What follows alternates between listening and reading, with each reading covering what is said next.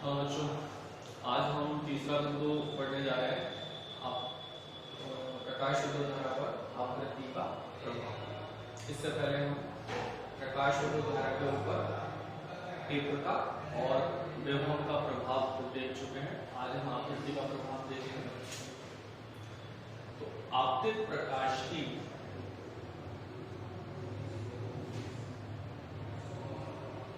आवृत्ति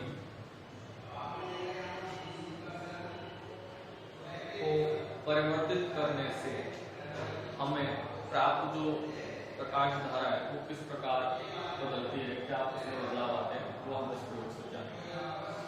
तो जैसे ही हम आपतित प्रकाश की आवृत्ति को बदलते हैं तो इसके साथ साथ तीव्रता को नियत कर देते हैं, एक फिक्स मान इसका लगा देते हैं। जब आपतित प्रकाश की आवृत्ति बदली जा रही है और तीव्रता को नियत रखा जा रहा है, तो नियत तीव्रता यहाँ पर निश्चित फोटोनों को आपतित करेगी, यानी कि गिरने वाले फोटोन प्रति सेकंड गिरने वाले फोटोनों की संख्या निश्चित हो जाएगी, जिससे उत्सर्जित होने वाले प्रकाश इलेक्ट्रॉन भी निश्चित हो जाएंगे तथा इससे प्राप्त जो धारा है उसका मान भी निश्चित मान प्राप्त होगा, उसके मान में कोई बदलाव नहीं है। ये तो है तीव्रता के नियत होने की स्थिति। अब हम क्या करते हैं, आपतित प्रकाश की आवृत्ति को बढ़ाते हैं। तो शुरुआत में धारा का मान प्राप्त नहीं होता है, क्योंकि यदि आपतित प्रकाश की आवृत्ति धातु के कार्यफलन की आवृत्ति से कम है, या हम जो कहें प्रकाश की ऊर्जा कार्यफलन से कम है, तो इलेक्ट्रॉनों का उत्सर्जन नहीं होता है। अब धीरे धीरे हम आवृत्ति को बढ़ाते हैं और एक स्थिति आने पर इसमें से इलेक्ट्रॉनों का उत्सर्जन होने लगता है और प्रकाश विद्युत धारा हमें प्राप्त होने लगती है।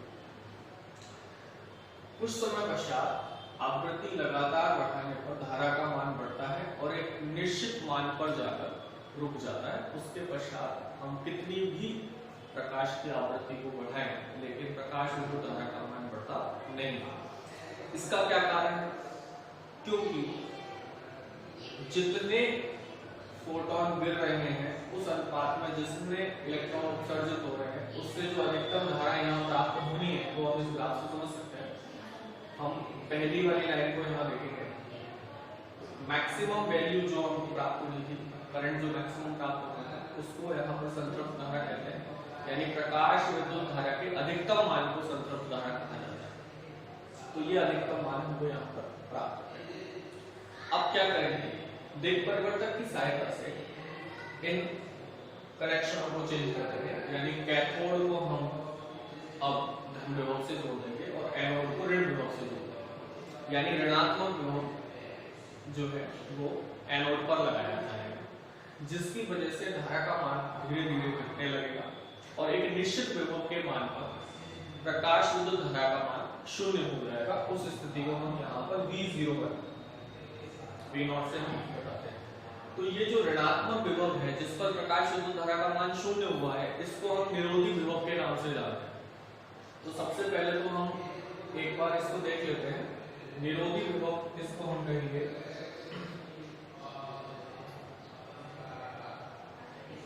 निरोधी विभव की डेफिनेशन कैथोड के सापेक्ष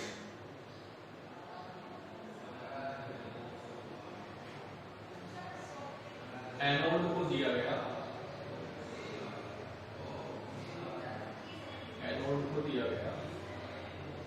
वह ऋणात्मक विभव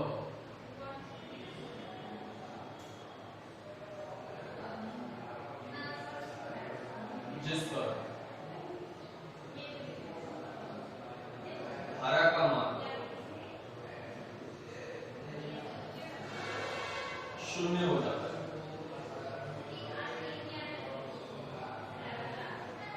जिस पर धारा का मान शून्य हो जाता है, उसको हम निरोधी विभव के नाम से जानते हैं। अब इसी प्रयोग में हम क्या करते हैं, जब हमने एक बार आवृत्ति को बढ़ा दिया धारा बढ़ी, मैक्सिमम होकर के निश्चित मान पर जाकर रुक गई, अधिकतम होकर के रुक गई, उसको हमने संदर्भ धारा। नेगेटिव करने पर एक निश्चित ऋणात्मक विभव पर वो जाकर के शून्य हो गई, जिसको हम निरोधी विभव कह रहे हैं। अब इसी दौरान हम वापस से आवृत्ति को बढ़ा करके और फिर ऋणात्मक विभव लगाते हैं। तो हम क्या देखते हैं, आवृत्ति का मान बढ़ाने से जो ऋणात्मक विभव हमको प्राप्त हो रहा था वो परिवर्तित हो जाता है। यानी कि आवृत्ति बढ़ाने पर हमको ऋणात्मक विभव अधिक लगाना पड़ता है या दूसरे मान पर जाकर के धारा का मान शून्य होता है। सेम स्थिति फिर से रिपीट होती है, फिर से और हम आवृत्ति को बढ़ाते हैं तो निरोधी विभव फिर से चेंज हो जाता है, ऋणात्मक विभव फिर बदल जाता है, अलग विभव पर जाकर के धारा का मान शून्य होता है। इसका अर्थ ये हुआ कि आवृत्ति को परिवर्तित करने से निरोधी विभव का मान परिवर्तित हो जाता है। यानी कि निरोधी विभव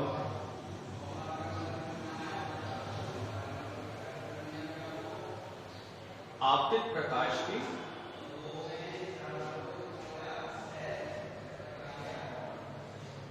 आवृत्ति पर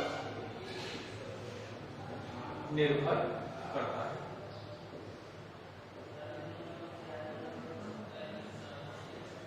यानी कि हम आवृत्ति को बदलेंगे तो निरोधी विभव बदल जाएगा। इस चीज को हम फिर से एक बार समझने का प्रयास करते हैं कि जब इलेक्ट्रॉन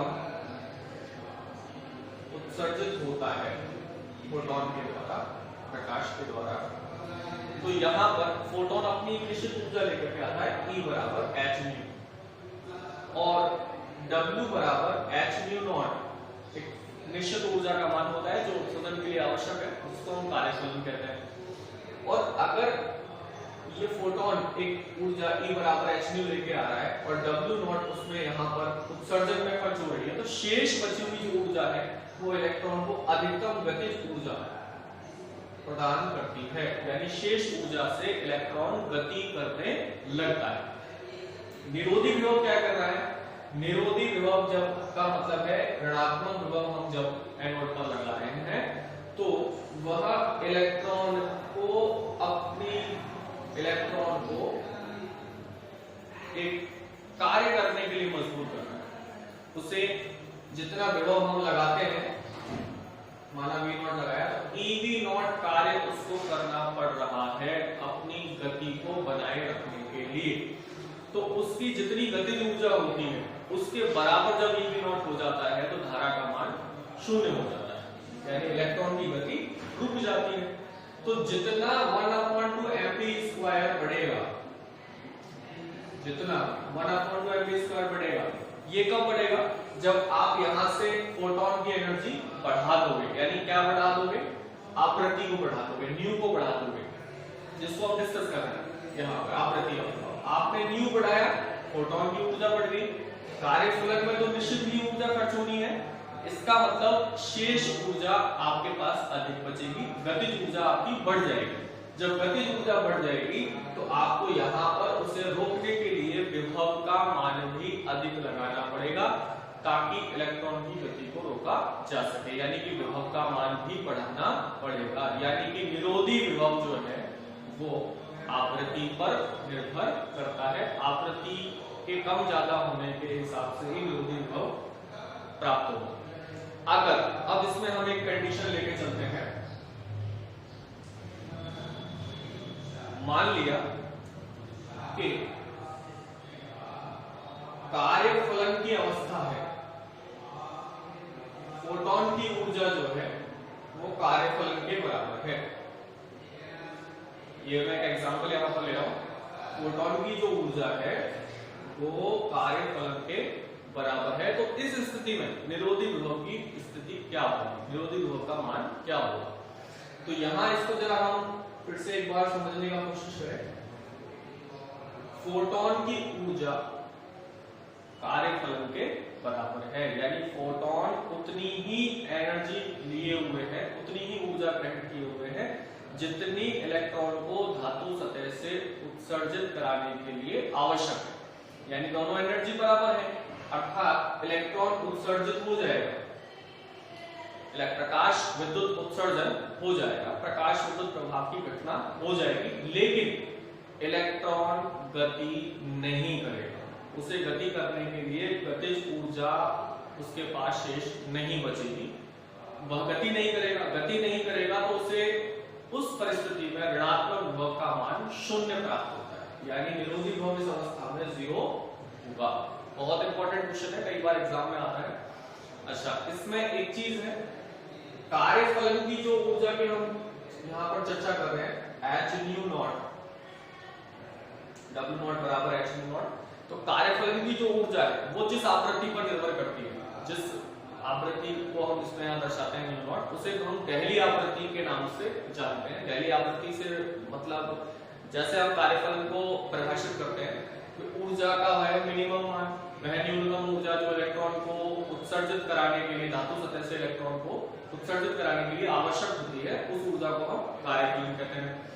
ऐसे ही इसको आवृत्ति के पदों में हमको बोलना है कि किसी धातु की सतह से प्रकाश द्वारा इलेक्ट्रॉन के उत्सर्जन के लिए आवश्यक न्यूनतम आवृत्ति दहली आवृत्ति कहलाती है। और इसी दहली आवृत्ति से संबद्ध जो तरंगदैर्घ्य है वो दहली तरंगदैर्घ्य, उसको हम लैम्डा नॉट से दर्शाते हैं, दहली तरंगदैर्घ्य कहलाता है। इस प्रकार प्रकाश विद्युत प्रभाव की व्याख्या यहाँ पर पूर्ण होती है, जिसमें हम मुख्यतः 3 बिंदुओं के ऊपर चर्चा करते हैं। प्रकाश विद्युत धारा पर आपतित प्रकाश की तीव्रता का प्रभाव, प्रकाश विद्युत धारा पर आपतित प्रकाश की आवृत्ति का प्रभाव और विभव का प्रभाव। जहां से हम जो रिजल्ट प्राप्त करते हैं वो ये है कि तीव्रता, जो प्रकाश की तीव्रता है वो धारा को प्रभावित करती है।